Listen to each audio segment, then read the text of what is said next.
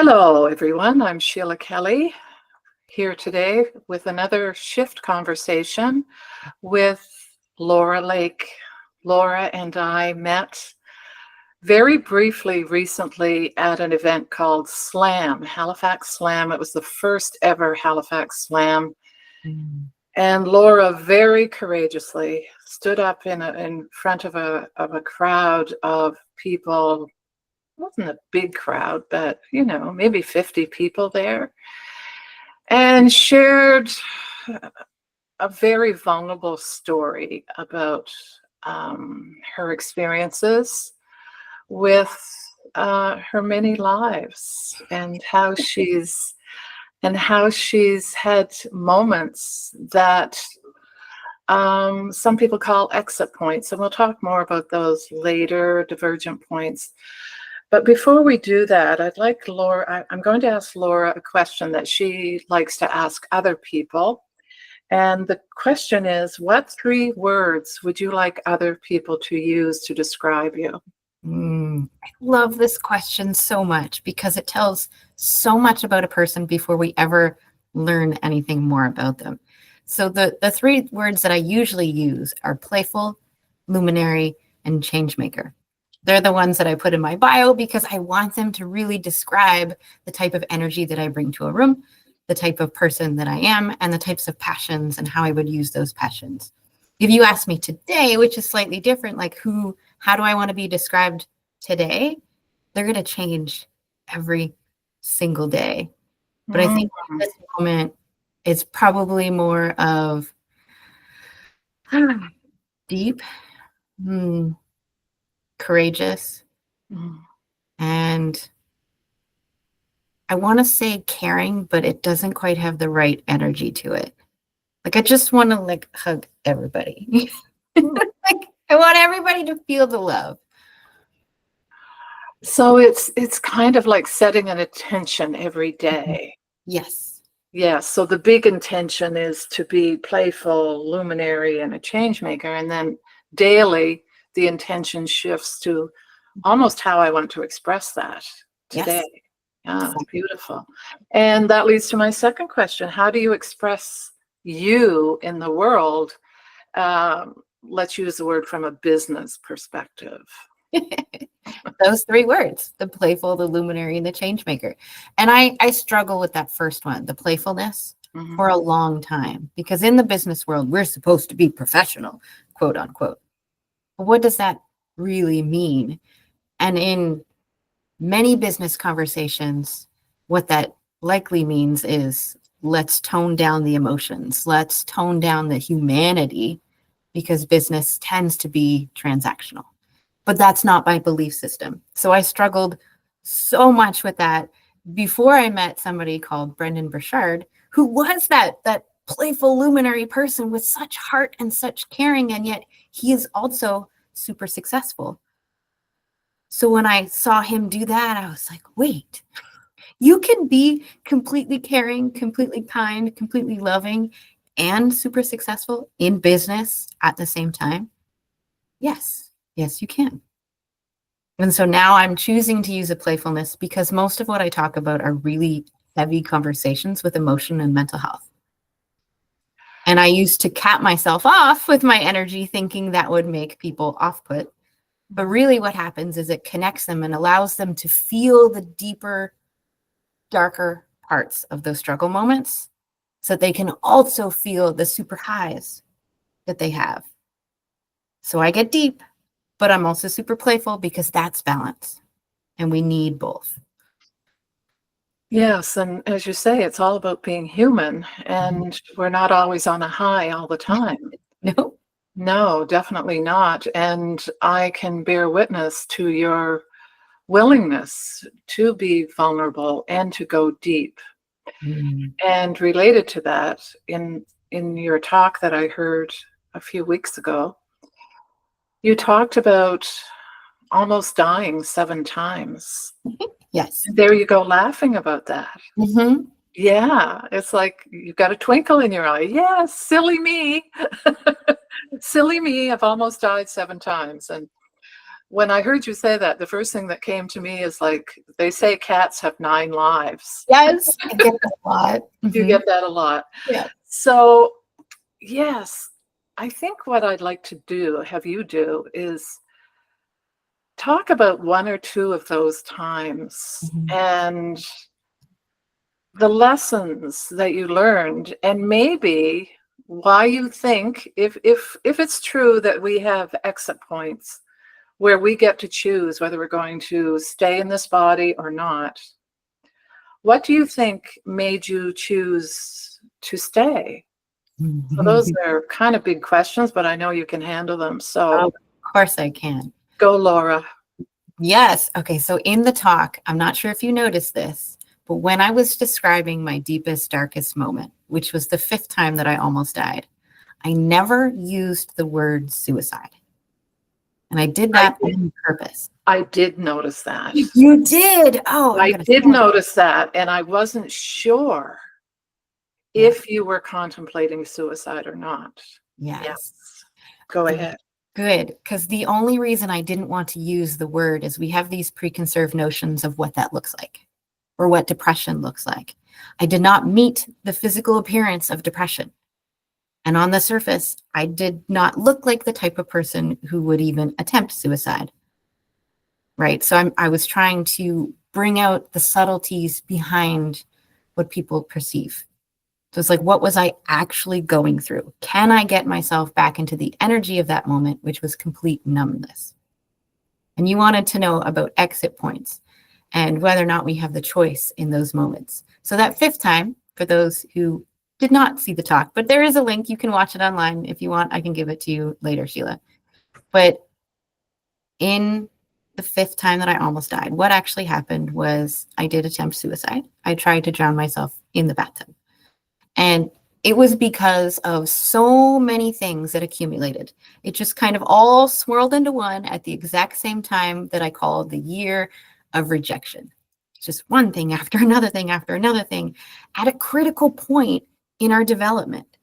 So it was grade 9 for me, 14 years old. And as a female growing up, identifying as female, birth at female, or female at birth, I know that mentally I was developing so much, and switching schools, you're developing so much, you're recreating and deepening your identity. So to have all of that happen at that critical moment, it felt like everything was gone. Everything. I didn't know who I was at all. All the roles that I played were gone. All the things that I loved, all my fears, all my desires, they just weren't there anymore. Hence the feeling numb. At that point, I felt like there was only one exit point, and I wanted to leave. Even when my body was convulsing, I know, warning, you should put a warning on this one for those who need that warning.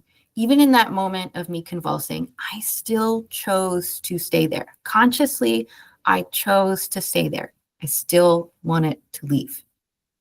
My body, however, instinctively reacted differently.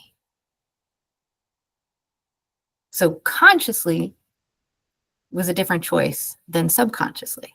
And I have to make that distinction. So for those, again, who don't understand the brain too much, 80 to 90% of all habits, all thoughts, all actions are subconscious.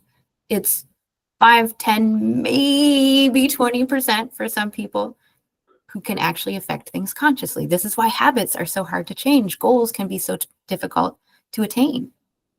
So if I'm trying to make a decision with this much of my thoughts and they didn't work, because this much of me is believing something different.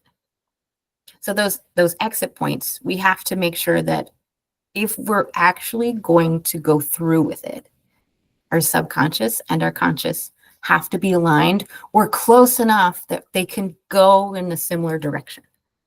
Mine were not. They were completely opposite. And of course, the bulk of my subconscious took over and made that choice for me.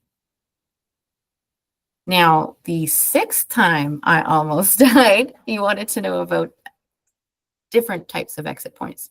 This one I feel had a wonderful exit point for me. So the 6th time I almost died, I just dropped off my daughter at daycare on my bike, and then I started biking to work. I narrowly missed an SUV and hit a telephone pole instead. This was the prime of my life. I had checked all the boxes by this point, right? The house, the car, the kid, the husband, the RRSP, the great career. I started making more money than my parents had ever had with me growing up combined. Like, this was, woo, everything is amazing right now. But that's not what the universe told me. The universe wanted to take me and go, Laura, you're not listening. You say you want this. You say this is your desire. And yet every single time you're still choosing other people over you. You're still trying to meet their needs, meet their expectations, be that perfectionist because perfectionism is safe, quote unquote. Because if I can please people, they will be happy. It won't be dangerous for me and I can be safe. I was still playing that game. And the universe literally smucked me in the body to be like, you need to listen now. You got stopped. Yes. You got stopped. So you talk about the lessons, and I'm always curious about how did those messages show up for you? You know, sometimes there's a new thought that comes in, or sometimes there's a billboard. What happened with you? Okay.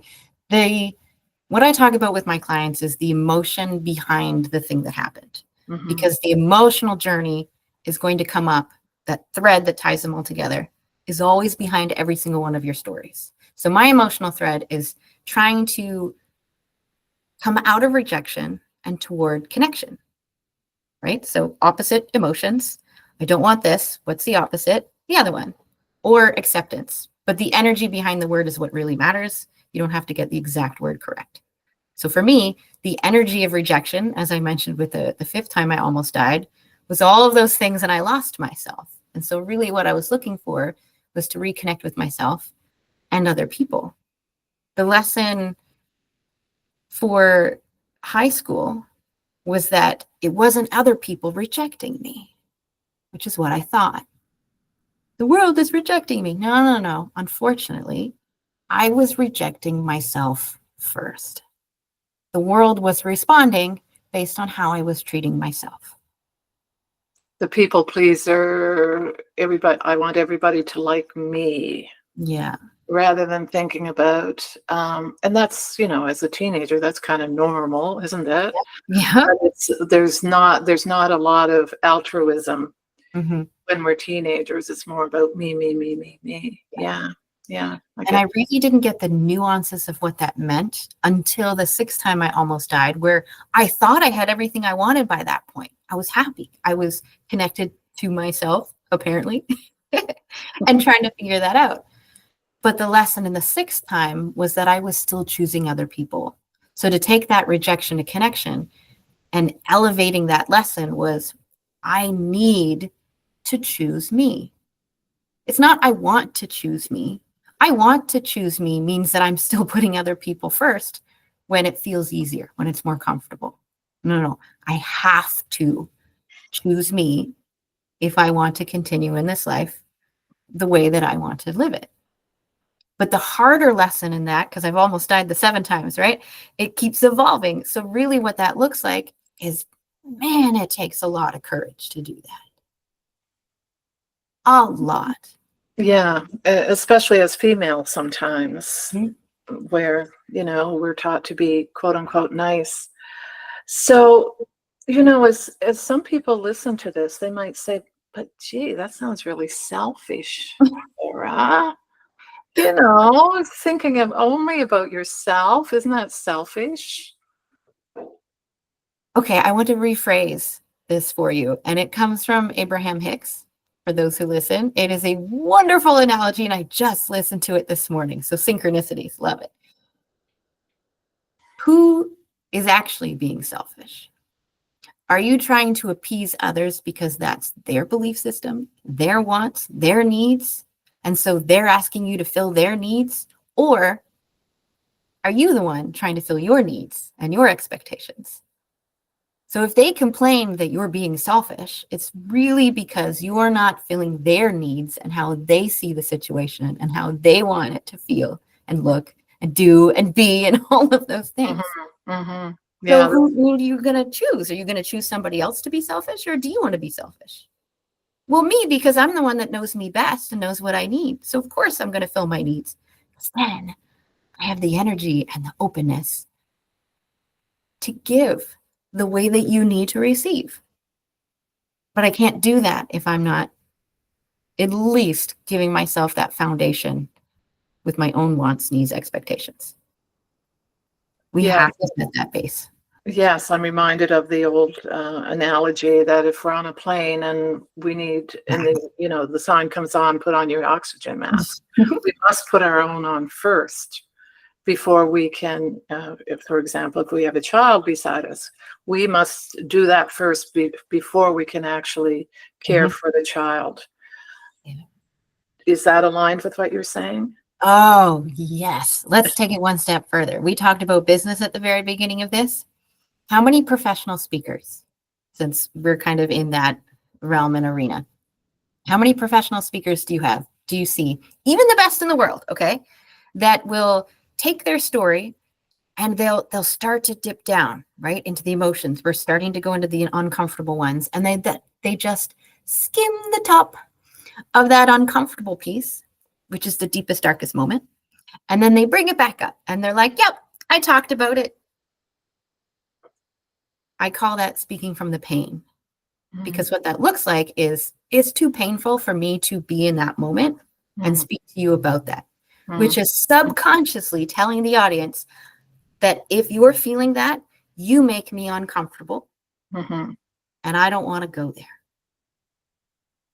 Oh, and in my heart goes, no, I don't want anybody to ever feel like they make me uncomfortable. Those are my choice. So then I ask people to speak from their sparkle, which means how can I find the joy and the acceptance and the love, everything that I talk about with the rejection of connection? How can I find that in the deepest, darkest moment without changing anything? And when you laughed at me laughing about the 7 times I almost died, it's because I know that each and every single one of those moments has brought me to where I am. And that makes my eyes sparkle with passion, knowing that there's so much potential still there that I haven't tapped into yet. So you've got 2 more times. Actually, if you count the minor ones, I've almost died about 20 times, but the major ones is 7. Okay. Yeah. Well, I'm glad you're here. Yes. I'm glad we can laugh about it. And I think we can laugh about it because you've healed it. And I think that's sometimes I heard, I used to belong to the Canadian Association of Professional Speakers, and I heard one woman talk about don't heal from the stage. Yeah, that's the speaking. Yes. So you've got to a point where you've done the healing, therefore you're comfortable being on the stage. Whereas if we're still holding it and we're still uncomfortable with it, well, of course we can't. We can't expose ourselves because we're afraid we're going to become a blubbering mess on the stage, right? And I think that would make people uncomfortable unless you're very, skilled and able to use that in a powerful way. I would love to just expand that for a moment. Sure. So in a business setting, if I'm speaking to get you as a client, that is completely true. All of that is true because I'm supposed to be the expert and I'm supposed to be so strong in what I do that I can hold myself in that depth as well as you, and both of us be safe. The other side of that is if the audience is not clients, let's just say it's like the Halifax Story Slam, where the idea is to have a supportive audience for people being vulnerable, then yes, heal from the stage because it takes courage to be there. But the whole point of the audience is to help support you emotionally. But if you don't have that audience with knowing that that is the intention of the audience, then yeah, you're starting to cross boundaries there and it's not so fun.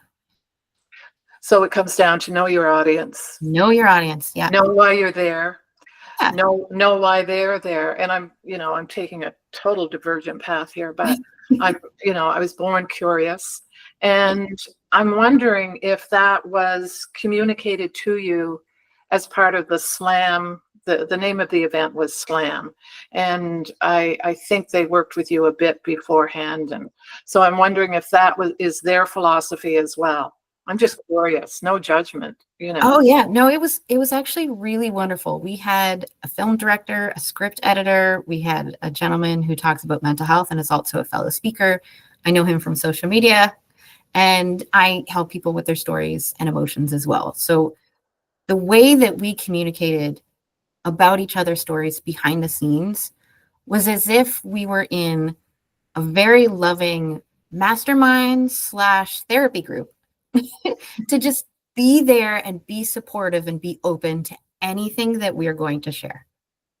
And it got really dark sometimes. And because it's our own stories, like we miss those subtleties that are gems. That's what I call them. Like, what are those things that happened that we don't necessarily think of as big deals, but to the right person, it brings up the right feeling and it highlights the situation that they're in. I call them gems. But you won't know them unless you go to the depth of where they are. Mm-hmm. So we did have a wonderful team to help flesh that out. And I mean, the whole event was people being vulnerable on the stage. Mm-hmm. I mean, the whole evening was emotional, for somebody like me who connects emotionally to whatever's going on. Every speaker was putting it out there in a very beautiful way. Thank you. Again, talking about very deep issues, but never threatening the audience in any way. At least I didn't feel threatened by any of it. Maybe other people did, but I think the reaction of the audience was I think the audience was probably very moved by every speaker that night. So I hope Slam continues. I hope they do another event and that people learn to be vulnerable from the stage. And Laura can help. Laura can help people do that. Yeah. I do want to take a little bit of credit for that, actually, because one of the videos that they were training us on was one of the videos from The Moth. I'm not familiar with The Moth. No, me either. They're like, this is a good story, but what's missing? And I was telling, how the professional speakers, even the best in the world, will come to a certain point, but they won't go lower. I was like, this is what's missing from these stories. And so when we went through the feedback and the training for the 6 months of trying to find each other's stories, this is what I kept pulling out for people. I was like, how did you feel behind the thing? What were those emotions? What were those moments? This is what the other people were talking about too. What were those subtle moments that somebody in that moment now can identify with? So like the one lady was talking about reaching over her husband had reached his hand over and they held hands, and that they are not affectionate people. That was a huge gesture. I loved when I think it was Craig fleshed that out of her. I was like, yes, we need those moments. Like, they're so beautiful. Yeah. Yeah. Wow. Well, thank you, Laura, for sharing with a smile. Yeah. But also deep vulnerability about your journey and your 7 to 20 brushes with dying and some of your exit points. Is there anything else you'd like to add? Any big life lesson you want to share with everybody? I know that there's a lot of conversation around who am I? What is my beingness, my worthiness, all of that kind of stuff. But what I'm going to challenge you with is to think about the patterns behind all of the stories that feel uncomfortable for you. Because there's always a pattern. And don't make it about the event. make it about the emotion. So whether big stories, little stories, whatever it happens to be, what were you feeling in that moment? Get super vulnerable, even if it's just with yourself. Write it down if you have to, whatever your deal is. But just keep asking, well, why did I feel that? What led to feeling that? And just keep going until you can't change that anymore. That's going to be one of your core emotions, and it'll propel you in business. It'll propel you in your social media. It'll propel you so many places. Would you say that a pattern is kind of the theme of your life, something that keeps showing up? Yeah, until you learn it. Yes, yes. Yeah, I often say, the first time it's a 2x4, then it's a 2x6, and then it's a 2x10. And if we don't get it with the 2x4, we'll get it with the 2x10s. Mm-hmm. Yes. Yeah. Thank you, Laura. I will put all your information in the show notes. It has been a real pleasure, and I look forward to continuing our conversation. Oh, this was fun. I wish it was longer. Well, we can make it longer. We'll have another one. How's that? That sounds good. Okay, thanks so much. Bye.